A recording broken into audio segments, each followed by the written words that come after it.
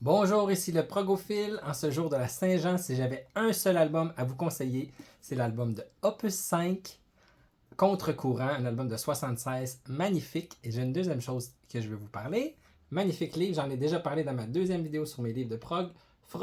Prog, musique progressive en français, chronique transatlantique de Henri Vaugran.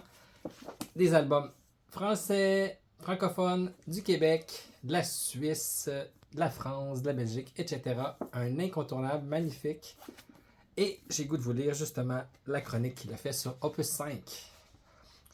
Opus 5 Contre-courant, 1976. Opus 5 est un groupe de Montréal qui a alterné chance et malchance. Chance d'abord, en 1975, le label Célébration vient de perdre Harmonium, parti chez CBS, et offre un contrat d'enregistrement à Opus 5. Malchance, en 1977, le même label met la clé sous la porte alors que le second album d'Opus 5 est prêt. Il faudra attendre 1989 pour que sorte enfin Sérieux ou pas.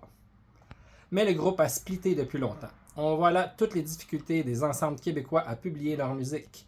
Et ce n'est pas qu'une question de qualité, car ce contre-courant a bien des vertus. Au bien entendu, il est à l'unisson d'une partie de la production de ces années-là, que ce soit Slush, Pollen, Manège, etc. ou Harmonium. Et puis Opus 5 est un autre de ces groupes où l'on sent les influences mêlées du style Canterbury, That Feel in the North, mais encore de Gentle Giant, Renaissance et Jethro Tull pour la flûte de Serge Nollet, plus discrète et moins exubérante que celle de Ian Anderson. Au regard des influences, on comprendra que les constructions des 5 titres de contre-courant sont plutôt complexes. Le duo rythmique formé par Christian Racine à la basse et Jean-Pierre Racicot aux percussions est inventif et créatif, permettant ainsi aux solistes une expressivité non retenue. Les claviers sont d'une grande importance dans les développements harmoniques. Olivier Duplessis démontrant en particulier une grande habileté au piano acoustique, sans doute une partie inspirée par Keith Emerson sur le temps des pissenlits et surtout contre-courant. Enfin, le guitariste Luc Gauthier sait aussi bien se mettre au service du groupe que tirer son épingle du jeu, que ce soit à l'acoustique ou à l'électrique, les deux sur Il était magicien, comme un clin d'œil au français d'Atoll. Difficile pour autant de parler de tout ce qui se passe sur cet album, tant les volte-face, les breaks, les changements de tempo, les enchaînements inattendus sont légion dans une fusion jazz et progressive, joyeuse et jouissive. Mais il y a encore plus sur contre-courant, avec 5 musiciens qui sont autant de chanteurs.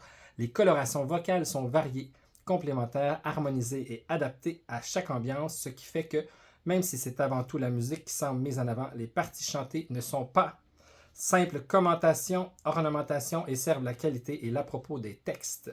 Car si ces derniers n'y paraissent pas, ils n'en sont pas moins imagés et engagés en dépit d'allures souvent médiévales et poétiques.